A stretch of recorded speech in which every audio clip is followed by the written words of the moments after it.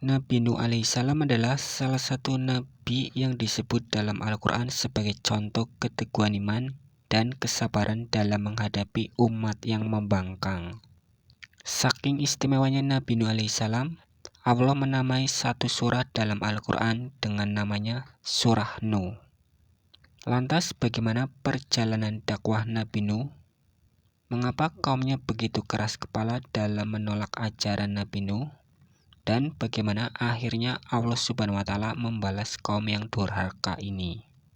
Sebelum lanjut ke pembahasan, jangan lupa dukung channel sederhana ini dengan subscribe channel ini. Dan jika suka dengan video ini, like video ini. Nabi Nuh alaihissalam adalah keturunan ke-9 dari Nabi Adam alaihissalam. Beliau adalah seorang nabi yang diutus Allah Subhanahu wa Ta'ala untuk membimbing kaumnya agar kembali ke jalan yang benar setelah mereka terjerumus dalam kesyirikan. Mereka menyembah berhala-berhala yang bernama Wad, Suwa, Yaghud, Ya'uq, dan Nasr. Nama-nama ini sebenarnya adalah nama-nama orang soleh di zaman sebelumnya.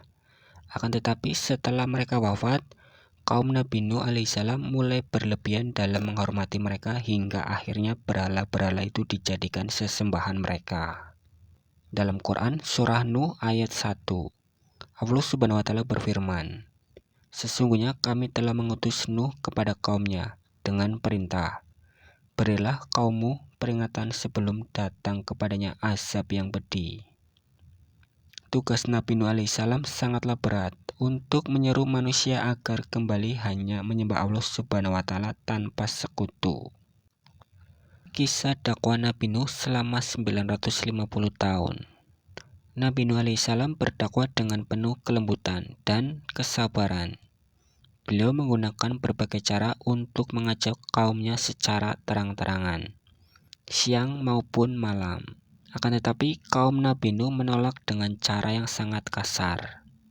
Dalam Quran Surah Nuh ayat 7, Allah Subhanahu wa Ta'ala berfirman, "Dan sesungguhnya aku setiap kali menyeru mereka untuk beriman agar engkau mengampuni mereka, mereka memasukkan anak jarinya ke telinganya dan menutupkan bajunya ke wajahnya, dan mereka tetap mengingkari dan sangat menyombongkan diri." Quran Surah Nuh ayat 7. Fitnah dari kaum pembesar. Para pemimpin kaum Nabi Nuh alaihissalam yang sombong berusaha untuk menyesatkan masyarakat dengan berbagai tuduhan terhadap Nabi Nuh alaihissalam. Dalam Quran Surah Al-Mu'minun ayat 24, Allah Subhanahu wa Ta'ala berfirman, "Maka berkatalah para pemuka orang kafir dari kaumnya, orang ini tidak lain hanyalah manusia seperti kamu, yang ingin menjadi orang yang lebih mulia daripada kamu. Dan seandainya Allah Subhanahu wa Ta'ala menghendaki, tentu Dia mengutus malaikat. Belum pernah kami mendengar seruan yang seperti ini pada masa nenek moyang kami dahulu." Quran Surah Al-Mu'minun ayat 24. Dan mereka juga merendahkan pengikut-pengikut Nabi Nuh alaihissalam yang kebanyakan berasal dari golongan miskin. Dalam Quran Surah Asy-Syu'ara ayat 111, Allah Subhanahu wa Ta'ala berfirman, "Mereka berkata, apakah kami harus beriman kepadamu, padahal pengikut-pengikutmu orang-orang yang hina." Inilah mereka berusaha untuk membuat Nabi Nuh berhenti berdakwah. Akan tetapi Nabi Nuh alaihissalam tetap bertahan selama 950 tahun untuk berdakwah. Setelah Nabi Nuh berabad-abad berdakwah dan hanya mendapatkan sedikit pengikut, akhirnya Nabi Nuh alaihissalam berdoa kepada Allah Subhanahu wa Ta'ala. Dalam Quran Surah Nuh ayat 26, Allah Subhanahu wa Ta'ala berfirman, "Dan Nuh berkata, Ya Tuhanku, janganlah engkau biarkan seorang pun di antara orang-orang kafir itu tinggal di atas bumi." Adapun di Quran Surah ayat 27, Allah Subhanahu wa Ta'ala berfirman, "Sesungguhnya jika engkau biarkan mereka tinggal, niscaya mereka akan menyesatkan hamba-hambamu, dan mereka hanya akan melahirkan anak-anak yang jahat dan tidak tahu bersyukur." Lalu Allah Subhanahu wa Ta'ala mengabulkan doa Nabi Nuh alaihissalam dan memerintahkan Nabi Nuh untuk membangun sebuah kapal besar. Ketika kapal itu telah dibangun, kaum Nabi Nuh malah mengejek dan mentertawakannya. Mereka berkata, "Wahai Nuh, sejak kapan engkau menjadi tukang kayu?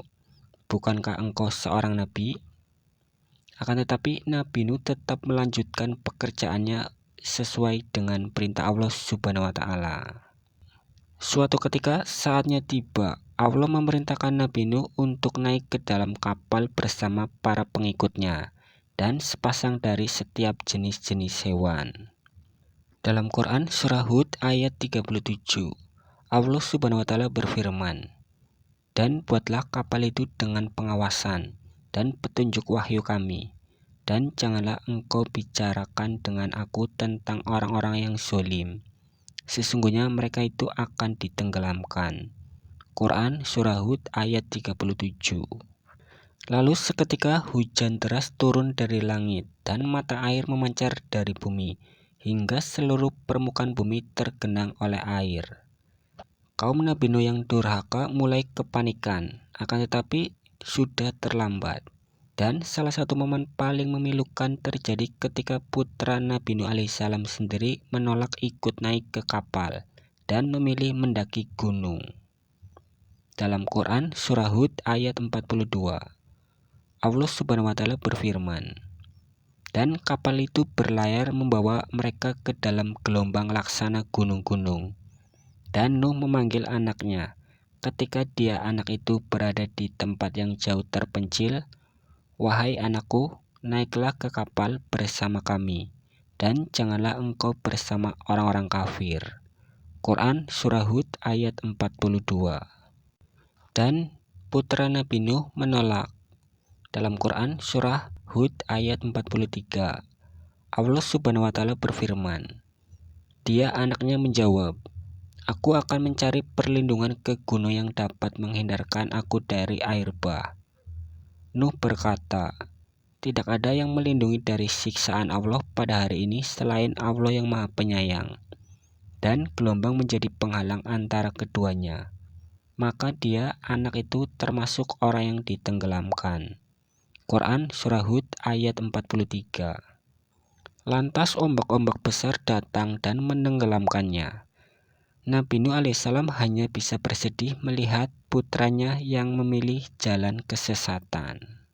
Wallahu a'lam bishawab. Semoga kita bisa mengambil pelajaran dari kisah Nabi Nuh alaihissalam dan selalu berada di jalan yang benar. Sebelum saya akhiri, ingat yang benar datangnya dari Allah Subhanahu wa Ta'ala, khilaf atau keliru datangnya dari diri saya pribadi sebagai manusia biasa. Saya akhiri, sampai ketemu di video selanjutnya.